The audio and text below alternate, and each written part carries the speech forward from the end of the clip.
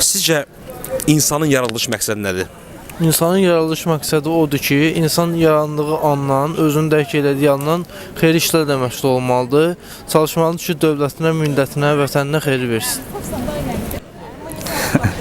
İnsanın yaradılış məqsədi Məncə insanın yaradılış məqsədi ondan ibarətdir ki, yəni dünyada hər şeyi insan idarə edir. Yəni insanları ona görə yaradıblar ki, hər şeyi idarə edəsin. Sizcə insan yaradılışının məqsədi nədir? Yəni təbii ki, konkret cavablar da var, yəni bu barədə. Düzdür, bu tam əminliklə deyə bilmərik, amma dini bir nöqteyi nəzərdən, yəni mən özüm müsəlmanam, yəni İslam dininə görə insan yaradılış məqsədi, yəni onun Tanrıya, yəni Allaha ibadət etmək üçün yaradılıb, yəni dini olaraq bu cəhətdən. Düzdür, öz fikirlərim üçün hələ də araşdırıram, amma bunun bir cavabını hələ özümdə tapa bilməmişəm. По-русски ответить, да? Да. Я не верю, что человек был создан, я верю, что человек эволюционировал в то, что он есть. İnsan yaradılışı, yəni ki, dünyanın nizamına salmaq.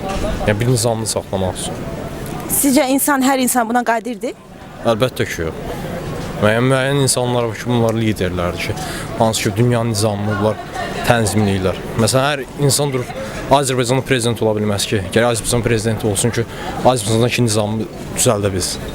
Mən belə hesab edirəm ki, yaradılışın əsas məqsədi ondan ibarət ki, insan bugününü yaşayır ki, bugününü gələcəyi üçün qazanır. Mən belə deyərdim də və bugünü yaşadıqlarımızın hamısı o biri, yəni belə deyək də, axirət. Mən inanım bununla bağlı. İslam dininə etiqad edirsiniz? Əlbəttə ki. Və elə hesab edirəm ki, biz bugünümüzü yaşayırıqsa, onu axirətə, yəni o birisi dünyanı qazanmaq üçün yaşayırıq. Bəs o birisi dünyanın məqsədi nədir?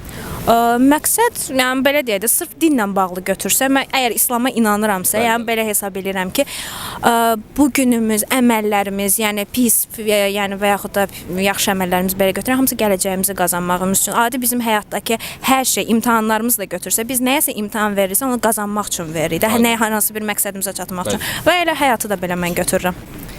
İnsan yaradılışının məqsədi həyatı davam elətdirmək, insanlığı yaşatmaq.